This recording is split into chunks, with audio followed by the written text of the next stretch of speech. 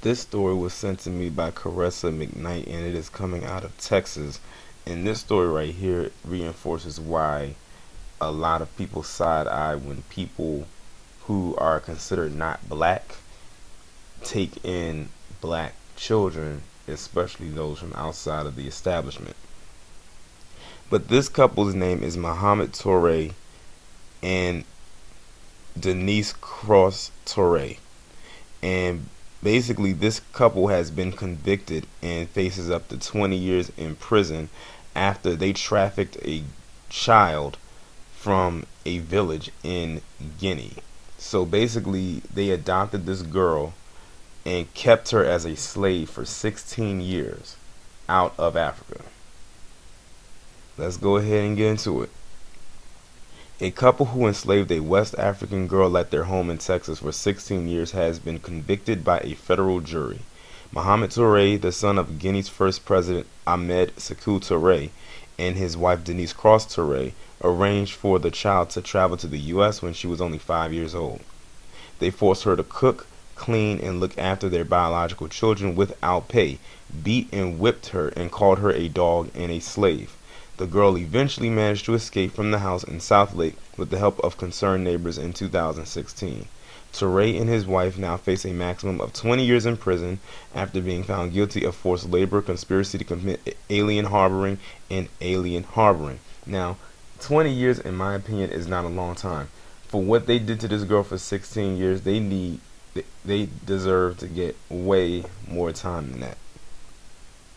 Assistant Attorney General Eric Draban said the pair preyed on a young and extremely vulnerable girl. He added their despicable actions included cruelly abusing her, forcing her to work in their home, hidden in plain sight, for years without pay, and robbing her of her childhood. Human trafficking is a disgraceful and unacceptable crime, and this verdict should send a very clear message that we will investigate vigorously prosecute these cases to hold human traffickers accountable and bring justice to their victims. The Department of Justice said Toure and his wife were from powerful, wealthy, and politically connected families in Guinea, which would probably explain why they were able to get the child so easily. While their victim was uneducated, impoverished, and from a small rural village. When the girl's mother learned the couple had arranged to bring her to the U.S. in January 2000, she unsuccessfully attempted to hide the child. So, to all the people that was asking why did the parents let her do it, well, there it is.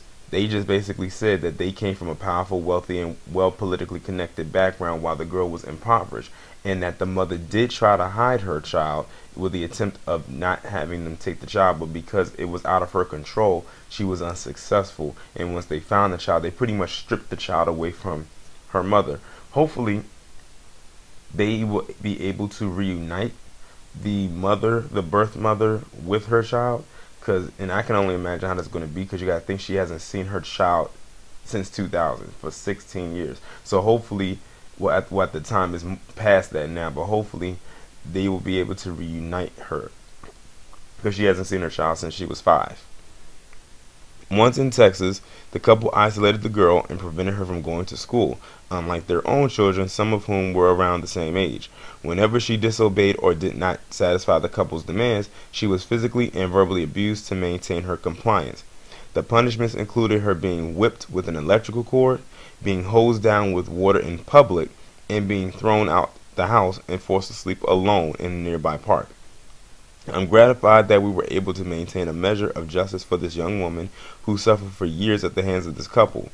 People who assumed they could deprive a little girl of her rightful freedoms with impunity, said U.S. Attorney Neely Cox. I'm especially grateful to the witnesses who helped rescue this woman and brought the defendant's crimes into the light of day. If we want to wipe out human trafficking, we need to hold the community. We need the whole community to support the effort and be alert. Well, I'm glad, number one, that she did manage to escape.